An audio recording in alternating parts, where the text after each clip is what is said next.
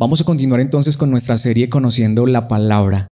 Aquí vamos con este recorrido por los libros de la Biblia. Hace 8 días veíamos el libro de Jeremías, el segundo de esa sección de los profetas mayores, 5 profetas mayores, y luego vienen los 12 profetas menores. Y decíamos que los profetas mayores se reconocen o se identifican no porque sean mejores, sino porque sus escritos son más extensos. Hablábamos hace 15 días de Isaías, quien tiene 66 capítulos, y hace 8 días Jeremías, 52 capítulos. Y hoy hemos llegado al libro de Lamentaciones y quizá alguien se pregunte esto, bueno, ¿por qué Lamentaciones está dentro de los profetas mayores y solamente tiene 5 capítulos? Entonces alguien podría decir, bueno, se supone que son profetas mayores porque escriben extensamente. Pero aquí el detalle es que Lamentaciones, aunque es un libro muy corto, solo 5 capítulos, te lo recomiendo, te demoras 20 minutos leyéndolo, es un libro escrito por Jeremías, aunque allí en el libro no vamos a encontrar nunca el nombre de Jeremías, no vamos a encontrar el autor. La tradición y la evidencia nos apunta a que fue Jeremías quien lo escribió, por eso está junto al libro de Jeremías y por eso es que hace parte también de los profetas mayores, porque si fue escrito por Jeremías, pues Jeremías entonces no solamente escribió Jeremías de 52 capítulos, sino los 5 capítulos también de Lamentaciones. Entonces por eso es que este libro particular se ubica allí en los profetas mayores. Y hace 8 días que hablábamos de Jeremías, decíamos que Jeremías no solamente profetizó y advirtió fuertemente acerca de la justicia que iba a venir de parte de Dios hacia el pueblo, quien se había alejado de Dios y estaba viviendo lejos de Dios, y que Dios había dicho que iba a enviar un juicio, que iban a ser cautivos por Babilonia. No solamente Jeremías predijo eso, sino que al final del libro, no lo enfatizamos mucho, pero lo decíamos al final del libro, al mismo Jeremías le tocó ver la cautividad. Le tocó ver cómo Jerusalén fue destruida, literalmente aplastada bajo el imperio babilonio, y el mismo Jeremías fue llevado cautivo en un sentido, no por los babilonios, él terminó en Egipto, pero esto es lo interesante, a Jeremías le tocó vivir todo ese proceso, tanto la advertencia, y como veíamos hace 8 días, la gente no le hacía caso, no le creía, la gente no le creía a Jeremías, y más que a Jeremías, a Dios, por medio de lo que Dios decía por medio de Jeremías. Pero no solamente esto, sino que a Jeremías le tocó ver la cautividad, le tocó vivirla a él mismo. Entonces por eso recordábamos que se le llamaba al profeta llorón. Y cuánto más si tenemos un libro completo dedicado a la lamentación, por eso se llama Lamentaciones. Si lees el libro en un sentido, es un libro muy deprimente, porque literalmente son 5 cantos fúnebres. Cada uno de esos capítulos que hay en Jeremías es un canto fúnebre, pero a la vez, como vamos a ver en esta enseñanza, es la palabra de Dios y tiene mucho que enseñarnos. Quizá unos datos interesantes, unos datos curiosos, es que este libro es acróstico. Para quienes de pronto no conocen mucho el término, les tocó en el colegio, en la escuela, hacer un poema acróstico con el nombre de algo, de alguien. O a veces, yo no sé si todavía existirán personas románticas que hacen el acróstico con el nombre de la persona a quien aman. Con cada una de las letras le hacen una estrofa. Esa era una técnica muy particular en la antigüedad y el libro de Jeremías el libro de Lamentaciones escrito por Jeremías está diseñado así. El primer capítulo tiene 22 versículos. Cada uno de esos versículos empieza con una letra del alfabeto hebreo. El alfabeto hebreo tiene 22 letras. Obviamente si lo leemos en español, pues no lo vamos a ver de esa manera. Si pudiéramos leerlo en hebreo, en el idioma original, nos daríamos cuenta que es una obra literaria muy hermosa. El segundo capítulo también tiene 22 versículos, pero cada versículo tiene 2 estrofas, 2 líneas que empiezan en el idioma original con cada una de las letras del alfabeto hebreo. Cuando llegamos al tercer capítulo es interesante. En nuestras traducciones hay 62 versículos. Perdón, 66 versículos. ¿Por qué? Porque cada 3 versículos cambia de letra, es decir, cada 3 líneas cambia de letra. Así que sumamos 22 por 3 nos da 66. El cuarto capítulo vuelve otra vez a 2 líneas nomás, tiene nuevamente 22 versículos. Y el último capítulo también tiene 22 versículos, tiene también 22 líneas, pero el último capítulo si no es acróstico porque es una oración. Pero en el idioma original, si lo pudiéramos ver, es hermosamente diseñado. Son 5 poemas y literariamente son una obra espléndida. Los estudiosos, los eruditos, los académicos que se dedican a estudiar textos antiguos dicen que este libro es impresionante. Entonces, obviamente es muy seguro que también fue escrito por Baruch. Sí, Jeremías, pero es posible que Jeremías le dictara a Baruch, quien era el secretario de Jeremías. Entonces, estos son unos datos muy interesantes de este libro particular que seguramente nos entran o nos colocan en contexto. Ahora sí vayamos directamente al título de esta enseñanza, el cual le he puesto un lamento en la palabra.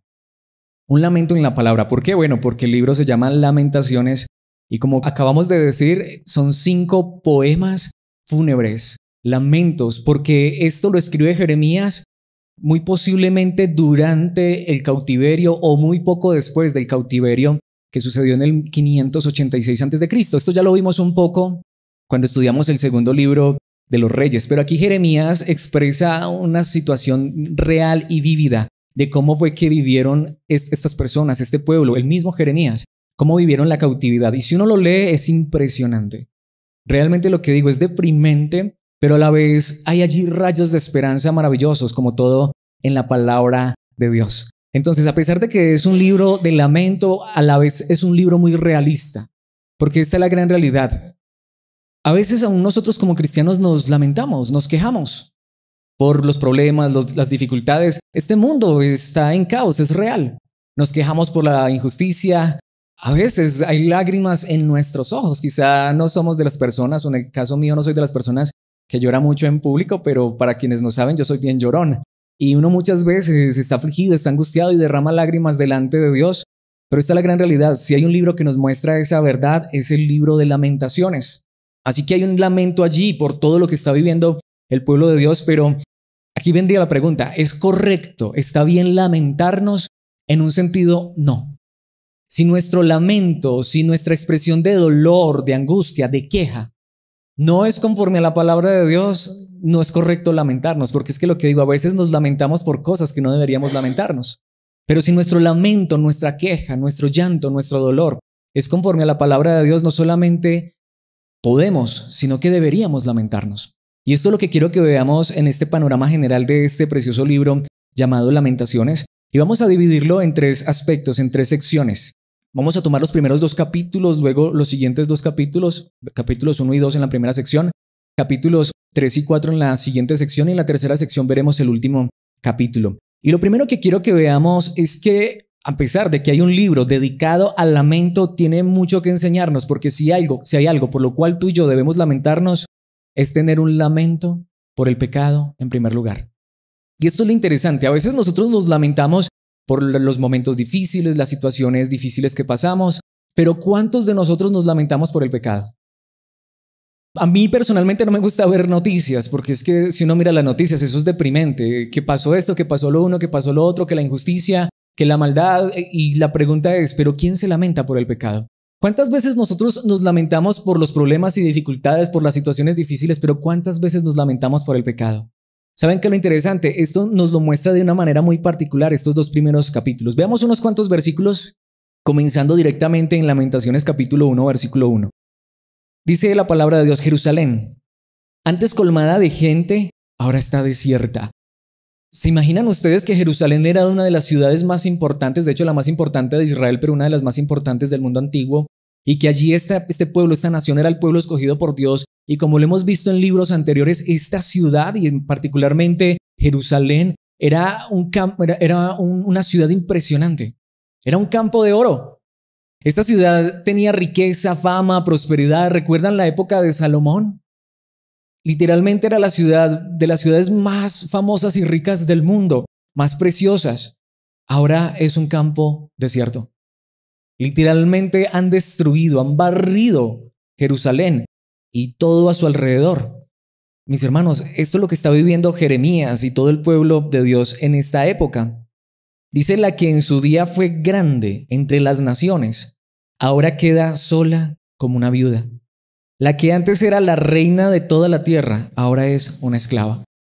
Cuando uno lee esas palabras, si uno intentara por un momento imaginarse la desolación. Una ciudad hermosa, maravillosa, literalmente forrada, enchapada en oro y plata por todas partes. Lo veíamos en libros anteriores. Ahora está literalmente en ruinas, es un desierto. ¿Se imagina usted vivir eso? Que todo cuanto usted tenía se ha ido, como decimos nosotros, por el caño. Que todo por lo que la gente trabajó, todas sus riquezas, sus posesiones, sus casas, sus familias, Se ha perdido absolutamente todo. Y si uno leyera cada uno de esos capítulos, se daría cuenta que los niños están muriendo de hambre, a las mujeres las violaron. Es un panorama impresionante. A los jóvenes los mataron y quizá los que vieron un poquito fuertes los hicieron esclavos. Los príncipes, la piel se les pega a los huesos porque no tienen siquiera qué comer, después de que estaban viviendo en la más grande riqueza y opulencia. Impresionante. Y eso lo vivió el pueblo de Dios. Vayamos, por ejemplo, al mismo capítulo, versículo 5. Sus opresores son ahora sus amos y sus enemigos prosperan, porque el Señor castigó a Jerusalén por sus muchos pecados. Sus hijos fueron capturados y llevados a tierras lejanas. Todo esto aconteció ¿por qué? Por el pecado. Lo veíamos en un sentido, lo peor que nos puede acontecer es tener mucho bienestar, tener riqueza y prosperidad, pero no tener realmente a Dios en nuestros corazones. Jerusalén se había olvidado de Dios, el pueblo de Dios se había olvidado de Dios, el pueblo escogido, el pueblo que tenía todas las bendiciones de Dios, se había olvidado de Dios, pero allí está la clave. Ahora dice que esto es por sus muchos pecados. Y lo veíamos anteriormente, en los libros anteriores, el pueblo no hacía caso a la palabra de Dios, el pueblo creía que porque le estaba yendo bien económica y físicamente, y porque parecía que no había nada malo a su alrededor, entonces estaban bien, pero lejos de Dios, mis hermanos, solo es un caos. Aunque por un momento las cosas puedan parecer bien, tarde o temprano, cuando nuestra vida está lejos de Dios, nos daremos cuenta que estamos yendo de mal en peor. En el mismo capítulo veamos lo que dicen los versículos 8 y 9. Jerusalén ha pecado grandemente.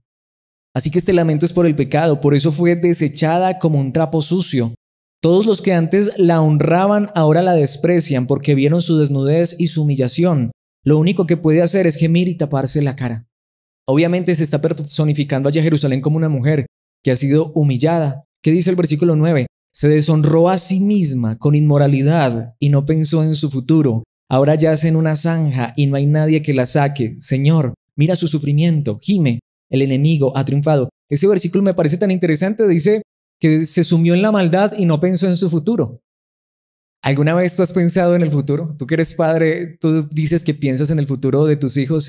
Saben, el verdadero futuro no es qué vamos a tener para comer el día de mañana. Saben, tú y yo hoy podemos tener riqueza, fortuna. Podríamos ser millonarios y decir, oh, tengo una gran herencia para dejarle a mis hijos. ¿Sabes tú qué va a ser de todo eso el día de mañana? Eso se puede perder en un instante.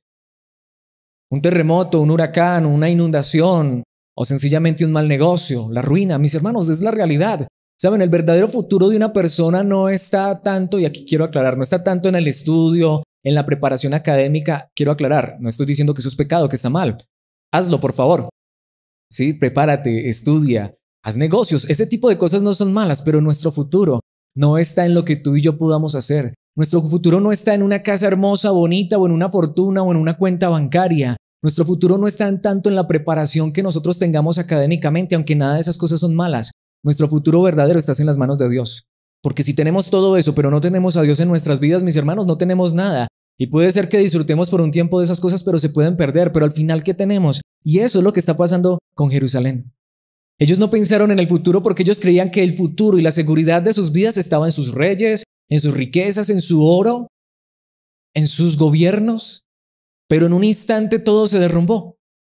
Mis hermanos, pero cuando tenemos a Dios, como dice la palabra de Dios, aun cuando todo a nuestro alrededor se derrumbara, con Dios en nuestras vidas podemos estar seguros. El verdadero futuro es estar en Dios. Capítulo 1, versículo 14. Él tejió sogas con mis pecados para atarme a un yugo de cautiverio. El Señor minó mis fuerzas, me entregó a mis enemigos y en sus manos soy incapaz de levantarme. El problema más grande es que ellos no estaban teniendo en cuenta a Dios. Vivían en el pecado, en la maldad, y Dios no. Recordamos que veíamos hace 8 días que solo tenían religiosidad, pero del verdadero Dios no tenían nada, no conocían nada. Sin embargo, ¿sabe qué hizo Dios? Un día les pagó conforme a sus pecados. Y esto es lo primero que yo quiero que pensemos. Decíamos que el primer punto es un lamento por el pecado. ¿Por qué? Porque, repito, ¿cuántas veces nosotros nos lamentamos por muchas cosas, pero no nos lamentamos por el pecado? Esta es la pregunta que yo quisiera que nos hiciéramos con el corazón. ¿Qué es lo que tú y yo más lamentamos en la época del mundo en el que vivimos? Que a veces no tenemos mucho dinero, que a veces tenemos muchos recibos para pagar, que a veces no nos alcanza nuestro sueldo, quizá no ganamos demasiado, quizá los gobiernos. Mis hermanos, ¿saben una cosa? Cuando uno conoce la verdad de Dios y de su palabra, lo que uno debería lamentar todos los días Es el mundo en el que vivimos, lleno de opulencia, lleno de tantas cosas. Hoy todo el mundo tiene dinero, y todo el mundo tiene casa, y todo el mundo tiene ropa, tiene internet, tiene energía, tiene agua, tiene un montón de cosas, transporte. ¿Y dónde está Dios? Mis hermanos, seamos sinceros, si aún nosotros como cristianos a veces nos olvidamos de Dios y no vivimos para Dios como quisiéramos, a veces estamos tan afanados y preocupados por las cosas de esta vida, que de aquellos que hasta dicen creer en Dios o amar a Dios, pero viven tan lejos de Dios. No sé si para ti esto es real, pero para mí es real. Yo no me considero la persona más santa, más perfecta, más espiritual, que más ama a Dios. Quisiera amarlo más de lo poquito que lo amo, y eso que si lo amo un poquito es por su gracia, porque Él me amó primero. Pero yo quiero amar más a Dios porque yo miro mi vida, y mi vida ya hace falta mucho para ser conformada a la imagen de Cristo Jesús. Pero cuando miro a mi alrededor es peor todavía. Cuando yo miro a mi alrededor solamente veo pecado, maldad. La gente no quiere a Dios, no ama a Dios. Esta sería la pregunta, y aquí es donde esto me confronta de una manera muy fuerte. Mis hermanos, si Dios le pagara a este mundo en este momento tal cual está, ¿saben qué mereceríamos? Lo que le sucedió a Israel. De hecho, creo que mereceríamos más todavía de la ruina y destrucción que sufrió Israel. Pero vivimos en un mundo cómodo, vivimos en un mundo lleno de opulencia, de tantas cosas de esta vida que normalmente nos alejan tanto de Dios. Y así estaba viviendo este pueblo. Entonces, aquí hay una verdad muy interesante. Veamos lo que dice el capítulo 1, versículo 18. El Señor es justo, dice Jerusalén, porque yo me rebelé contra él. Qué palabra y qué declaración tan fuerte. En este momento, en su momento más difícil, ahora Jerusalén, el pueblo de Dios, está reconociendo que lo que están sufriendo no es injusticia, sino al contrario, Dios nos está dando justicia. Si Dios fuera justo con este mundo, ninguno de nosotros estaría con vida.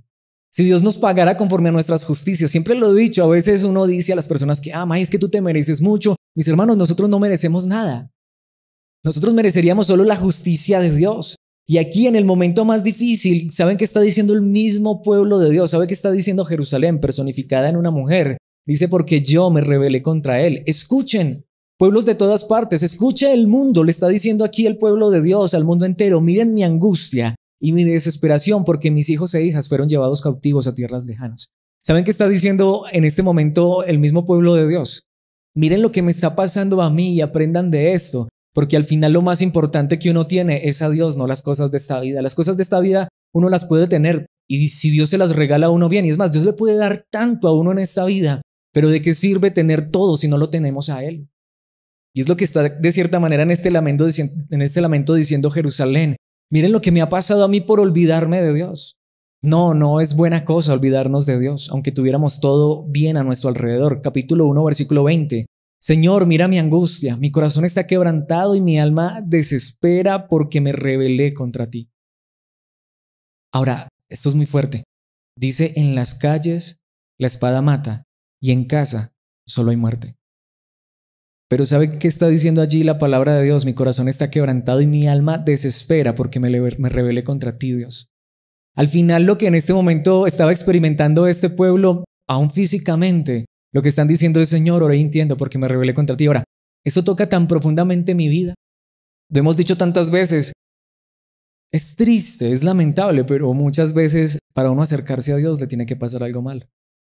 Cuando uno está en las malas, a veces es cuando más busca a Dios, ¿no es verdad?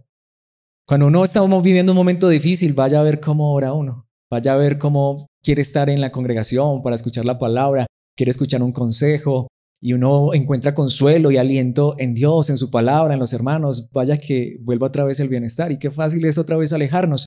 Y mis hermanos, no estoy aquí criticando ni condenando, es lo que la palabra de Dios nos enseña. Así somos todos. Así somos todos. A mí también me pasa. A veces la comodidad, la tranquilidad le hace a uno tanto olvidarse de Dios. A veces uno está sano, fuerte, tiene trabajo, tiene vigor y uno hace muchas cosas y amontona y esto y lo uno y lo otro. Vaya que empiecen a perderse esas cosas y verá cómo uno ahí sí hasta saca fuerzas de donde no tiene, lo que digo, para buscar más a Dios. Hoy sí, Señor, reconozco que me he olvidado de ti. A todos nos pasa. Vaya que uno se enferma y verá que ahí sí a orar al Señor. Y hasta no pide oración por otros hermanos.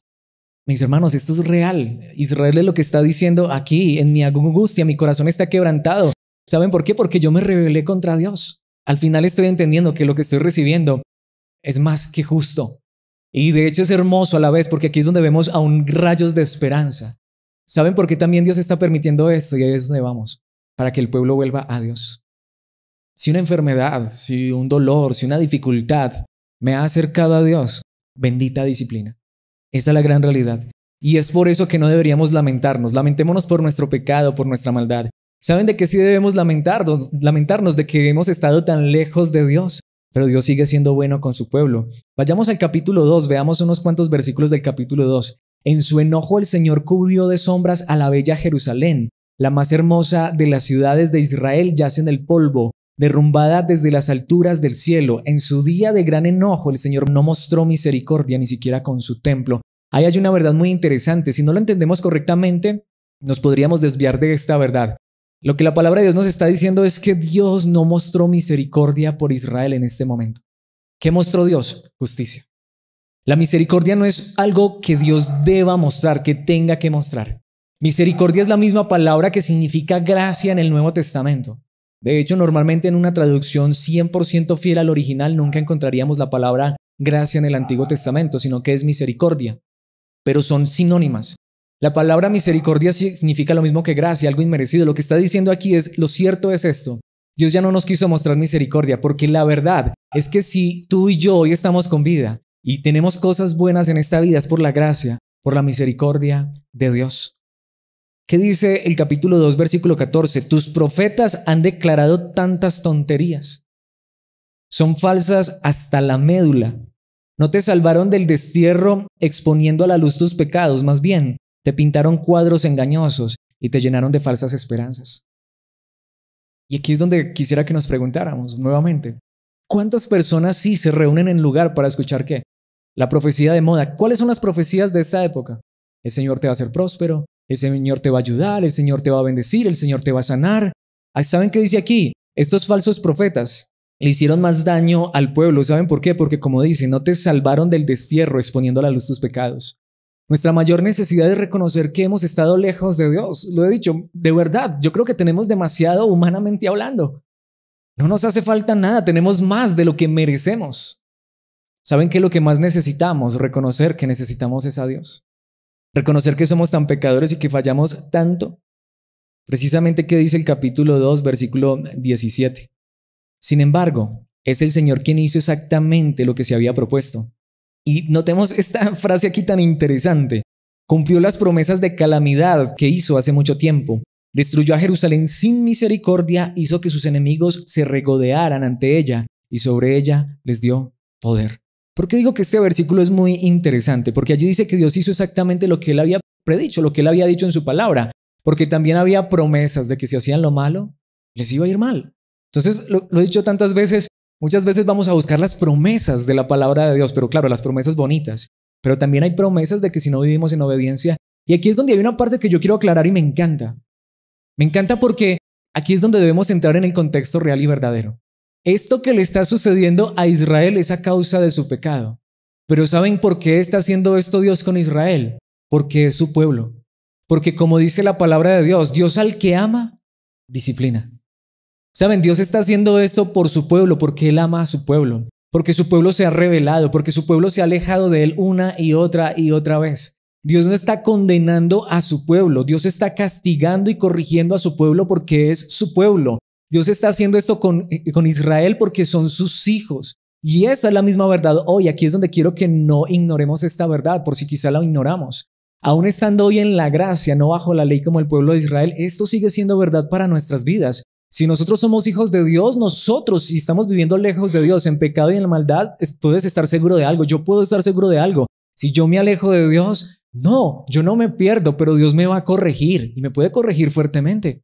La disciplina hace parte del amor de Dios. Lo he dicho tantas veces, si yo soy hijo de Dios, si fallo y cometo pecado y no me arrepiento y vivo en maldad, ¿saben? No voy a perder mi salvación. Israel no está dejando de ser el pueblo de Dios, pero Dios los está disciplinando porque los ama.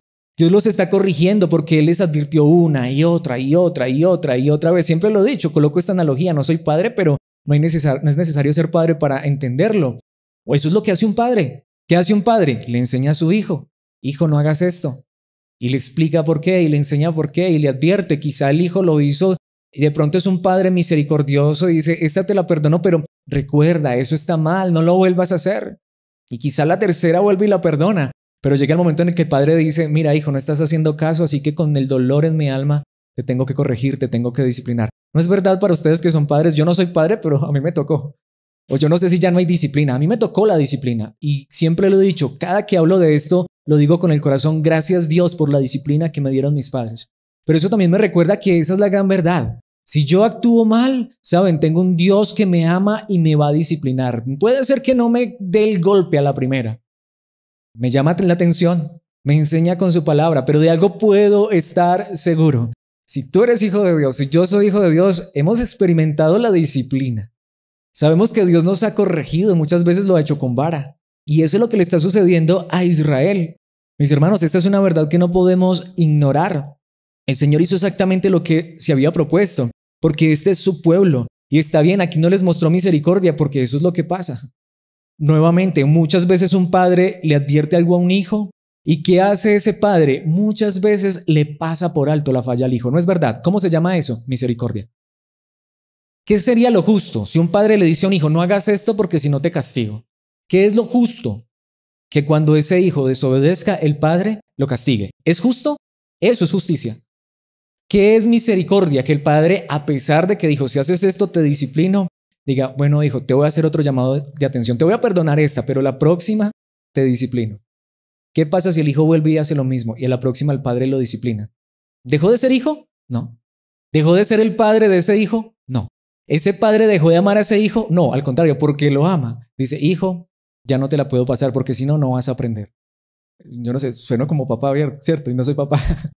Pero esa es la realidad porque la Biblia nos enseña eso. Así es Dios.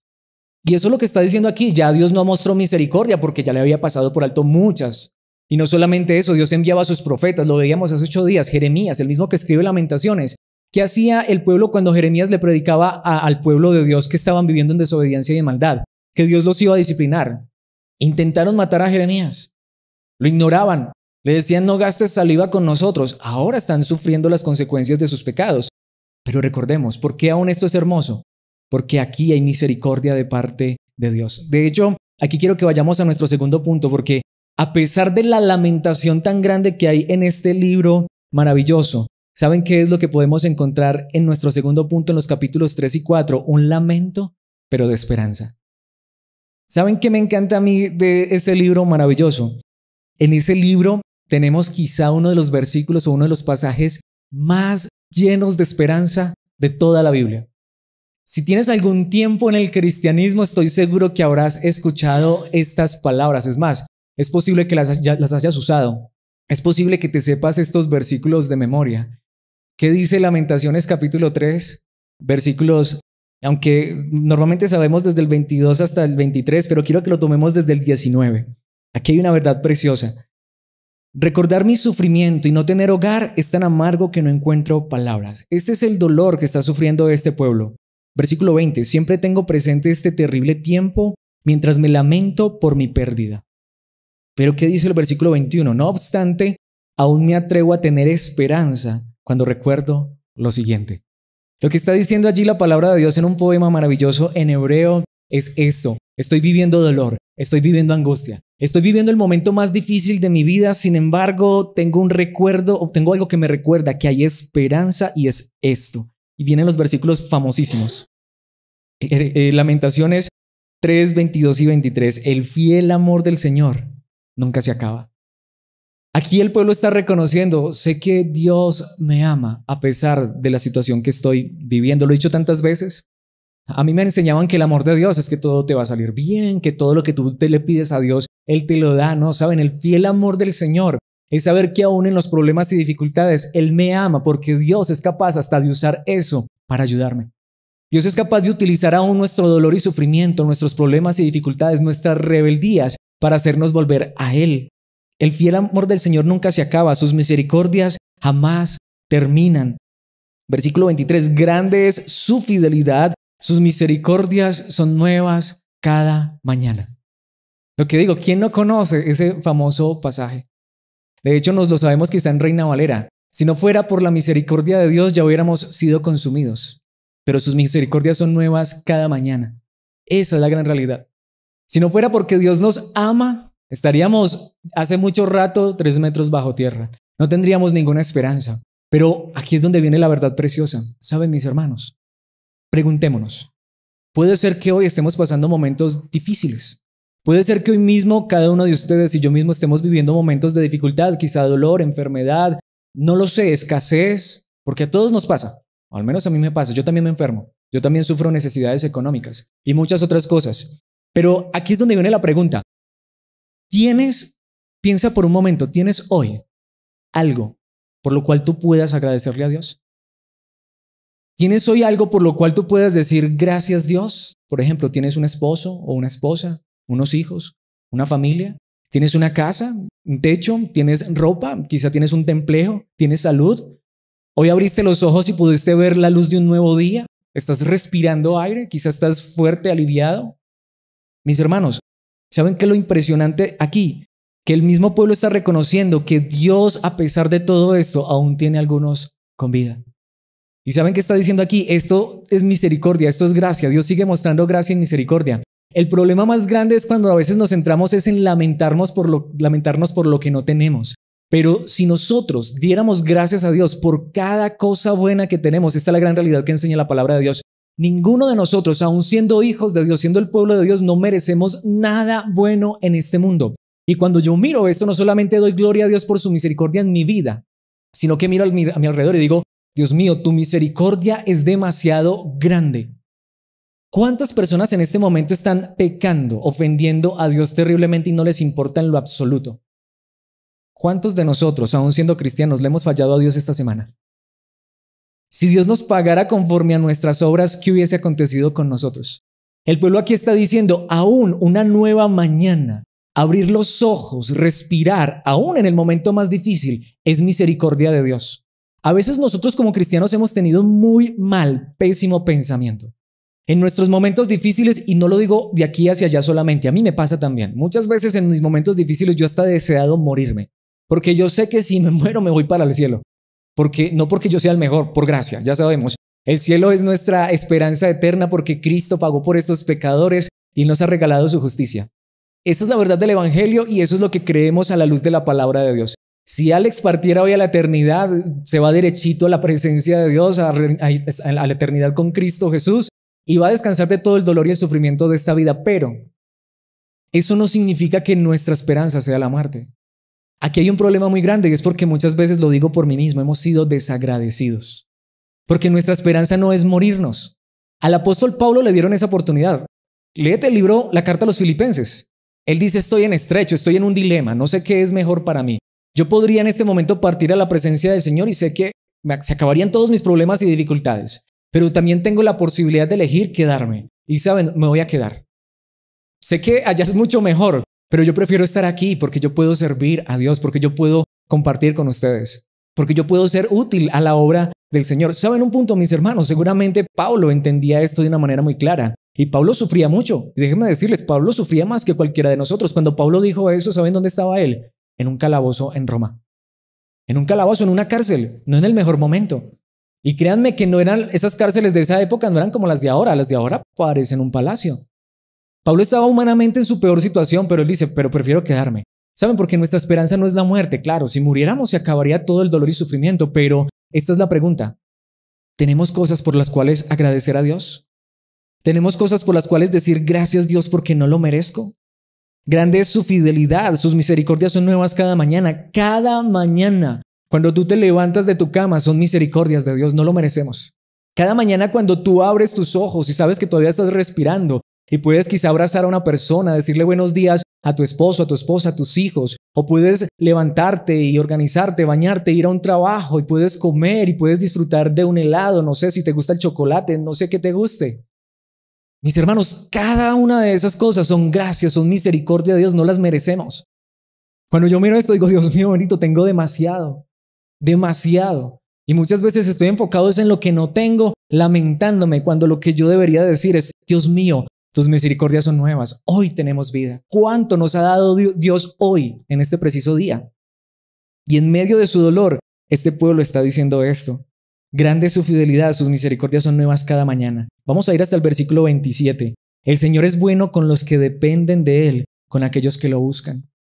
Mis hermanos, Él es bueno con nosotros. Él es bueno con nosotros. Nos ha sostenido hasta el día de hoy. Versículo 26, por eso es bueno esperar en silencio la salvación que proviene del Señor.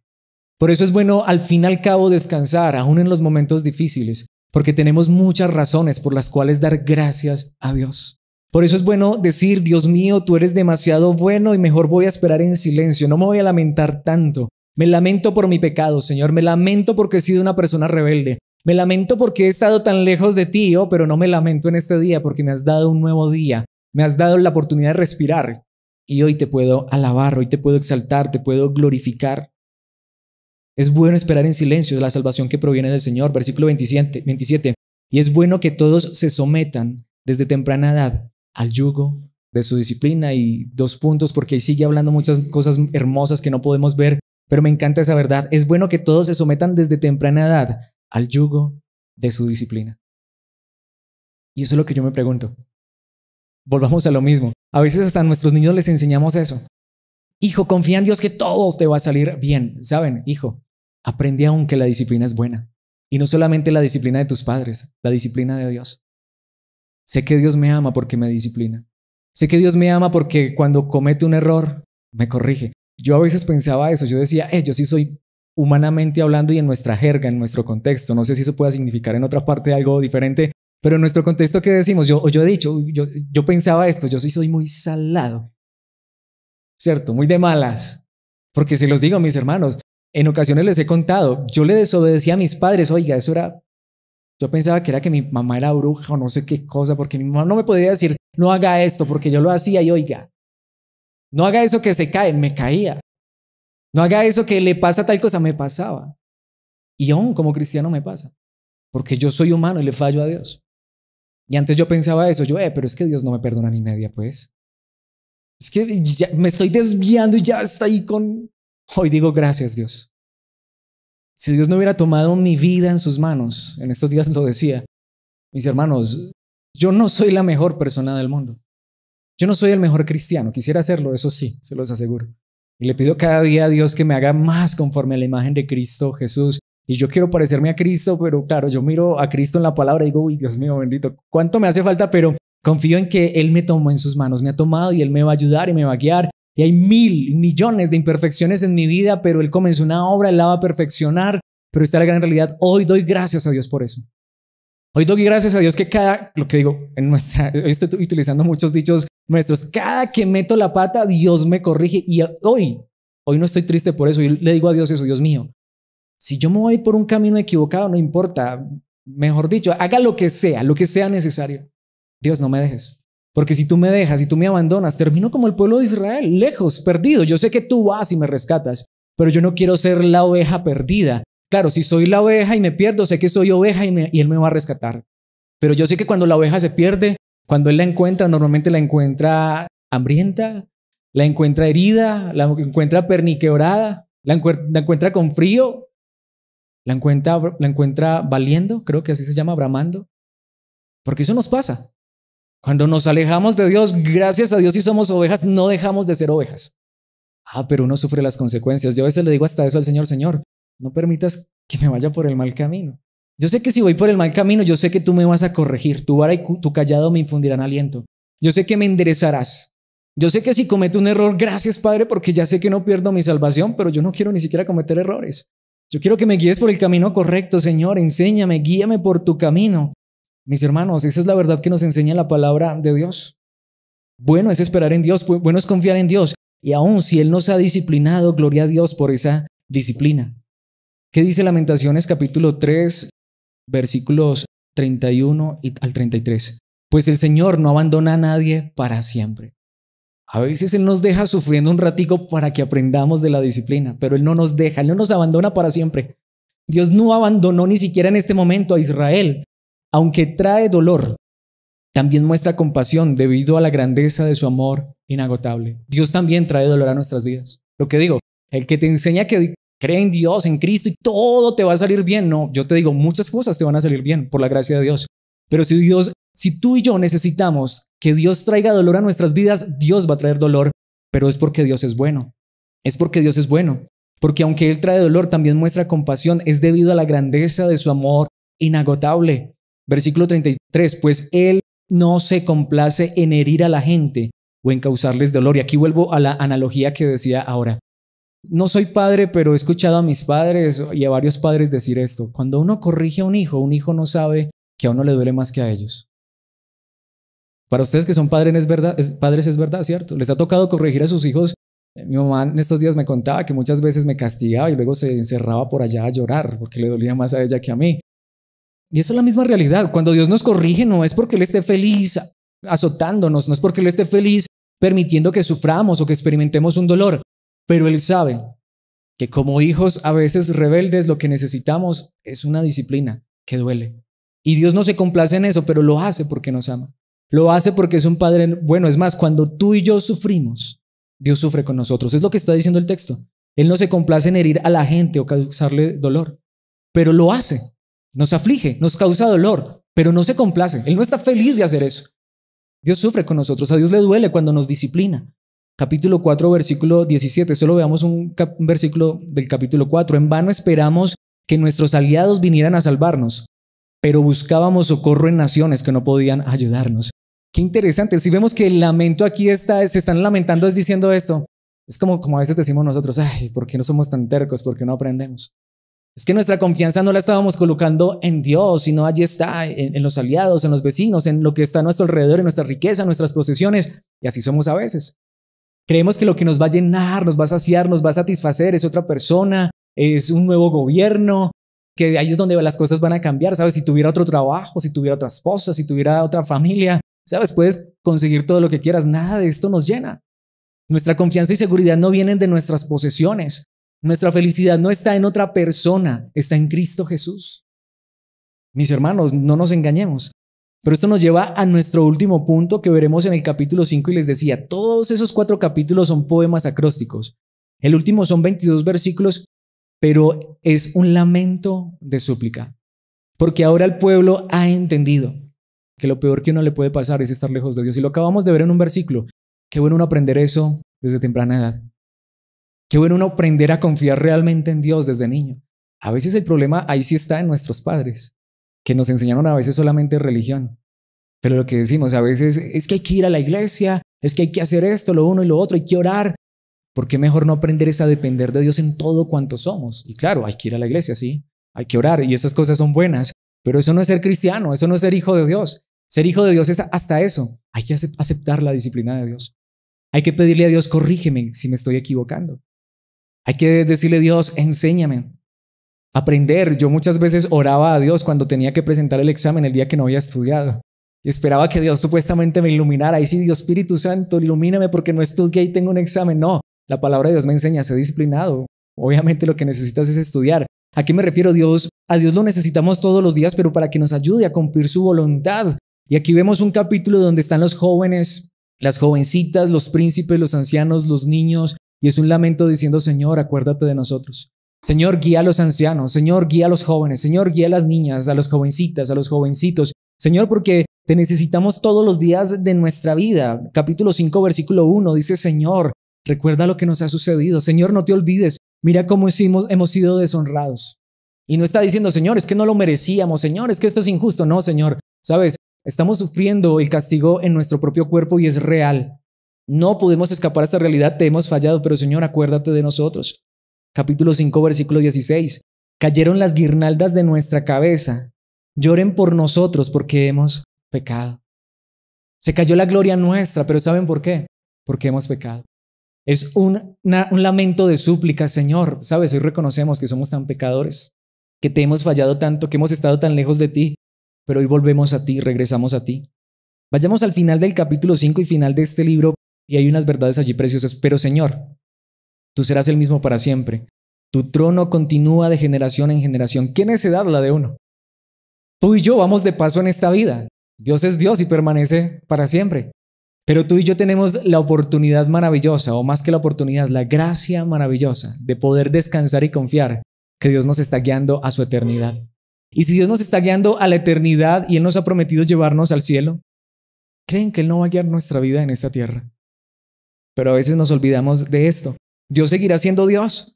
Versículo 20 tiene un par de preguntas. ¿Por qué sigues olvidándonos? ¿Por qué nos has abandonado por tanto tiempo? ¿Por qué nos has dejado, Dios?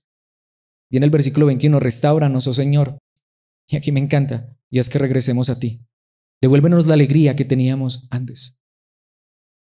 Qué versículo tan impactante. Solo falta un versículo para terminar el capítulo y el libro, pero ese versículo toca tan fuertemente mi corazón. Restáuranos, oh Señor, y es que regresemos a ti. La verdadera ruina del ser humano es estar lejos de Dios. Y la verdadera restauración que necesitamos, y era la que estaba pidiendo en este momento este pueblo, era: Señor, no te estamos diciendo restaura los muros, restaura la ciudad, no te estamos diciendo restaura el templo, te estamos diciendo restáuranos para que volvamos a ti. Te estamos diciendo que ahora hemos comprendido que nuestra más grande ruina ha sido estar lejos de ti. Mis hermanos, la verdadera restauración que Dios da en su palabra y promete y hace por medio de Cristo Jesús es esa. Nosotros vivíamos lejos de Dios, pero en Cristo Jesús Él nos da la más grande restauración. La restauración que tú y yo necesitamos es volver a Dios mismo. ¿Y saben cómo termina este libro? Termina inconcluso porque termina con preguntas. Versículo 22. ¿O acaso nos has rechazado por completo? ¿Todavía estás enojado con nosotros? Y ahí termina el libro. ¿Por qué? ¿Cómo nos sentimos nosotros? Si yo digo, humanamente hablando, físicamente, tengo tantas cosas, pero lo que les digo, personalmente reconozco, yo quiero más de Dios, yo quiero más de Cristo, yo quiero conocerlo más, yo quiero más de Él, yo quiero que Dios restaure mi vida, mi corazón cada día más, porque Dios me puede dar muchas cosas en esta vida, pero lo que yo necesito es una vida que viva para Él, que lo honre, que lo exalte, lo glorifique, no para ganarme la salvación, no para ganarme el privilegio de ser parte del pueblo de Dios, porque ya lo somos. Israel era el pueblo de Dios y estaba viviendo esto porque era el pueblo de Dios. Tú y yo somos hijos de Dios y hemos creído en Cristo Jesús, pero a veces como hijos nos hemos alejado, nos hemos apartado de Dios y necesitamos ser restituidos, restaurados, volver a Él, mirarlo a Él. Alguien podría pensar, y hasta he escuchado comentarios de eruditos que hablan de este libro, dicen: es que Dios castigó muy fuertemente a este pueblo. ¿Saben? Es todo lo contrario. Y aquí es donde llegó a la verdad preciosa y maravillosa.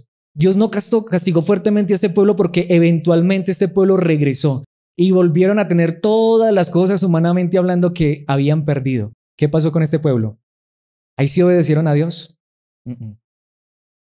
¿Cuál es el punto? Este libro termina inconcluso. ¿Será que Dios nos ha olvidado? ¿Será que Dios nos ha rechazado? ¿Será que Dios está enojado? ¿Saben qué hizo Dios aproximadamente unos 600 años después de eso? Envió a su Hijo a este mundo. Y cuando Jesucristo anduvo en esta tierra, ¿saben qué dijo Jesucristo en Lucas capítulo 19, versículos 41 al 44? Igualitico a Jeremías, igualitico a este libro de Lamentaciones. Al acercarse a Jerusalén, Jesús vio la ciudad delante de él. Y esa ciudad era impresionante, era hermosísima. Dicen que eso era un espectáculo, pero ¿saben qué hizo? Comenzó a llorar. ¿Por qué? Diciendo: ¿cómo quisiera que hoy tú, entre todos los pueblos, entendieras el camino de la paz? Pero ahora es demasiado tarde y la paz está oculta a tus ojos. Cuando Jesucristo anduvo en esta tierra, Israel era próspero, Israel tenía muchas cosas buenas. Sí, es cierto que estaban bajo el yugo del Imperio Romano, pero solo tenían que pagar unos cuantos impuestos. Ellos vivían a las anchas. Tenían un templo como nunca lo habían tenido. Tenían riqueza, poder, fama, gloria humanas. Vino el Hijo de Dios. ¿Qué hicieron con él? Lo mataron. Mis hermanos, porque esa es la ruina más grande.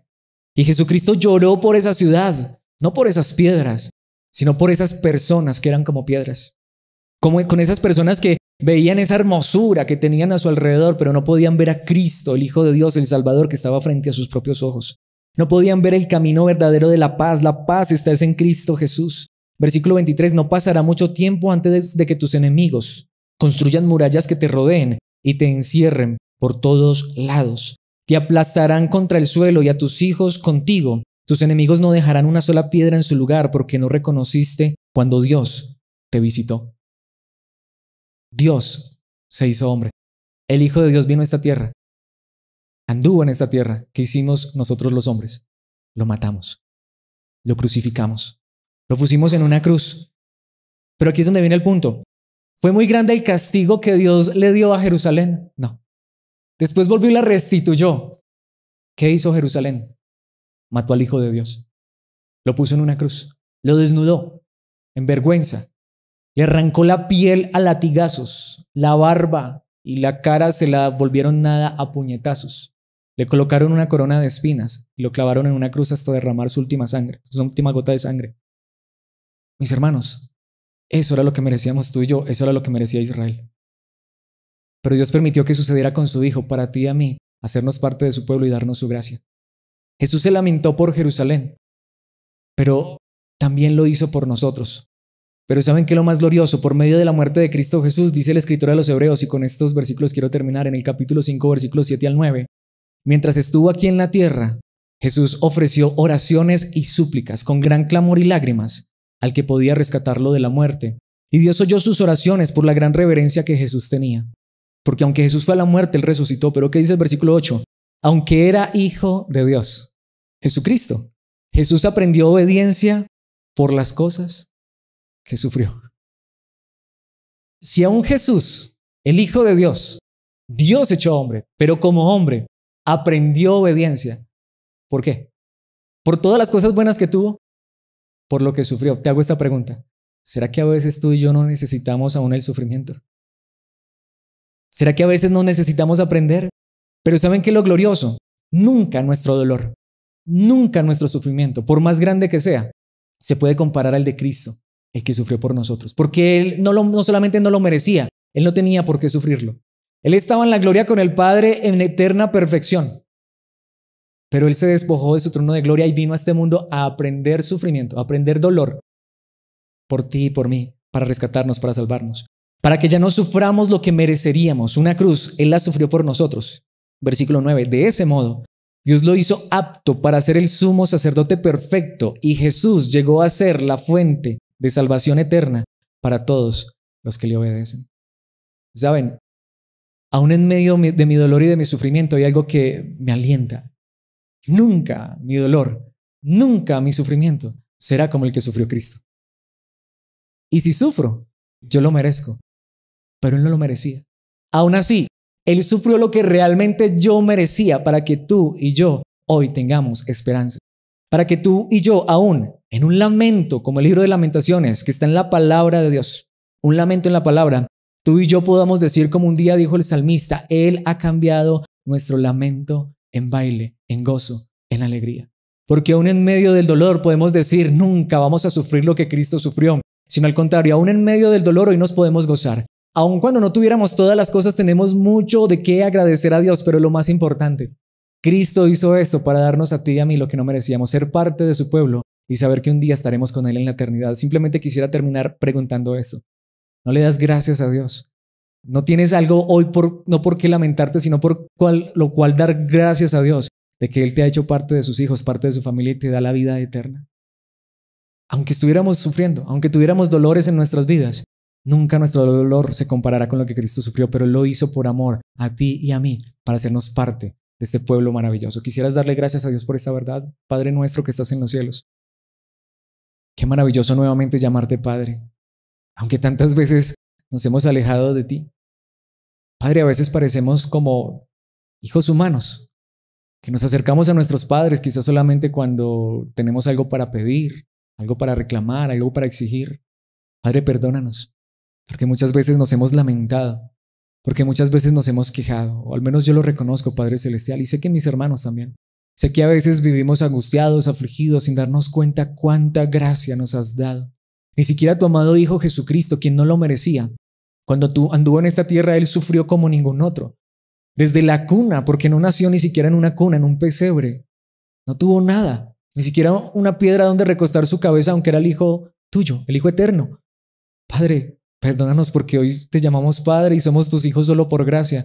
Y a veces somos desagradecidos, pero perdónanos por no habernos lamentado, por habernos quejado. Como dice tu palabra, mejor llévanos a descansar y confiar que lo que realmente merecíamos ya lo sufrió Cristo Jesús. Ni siquiera hoy podemos decir que hemos sufrido siquiera como sufrió Israel, como sufrió Jerusalén.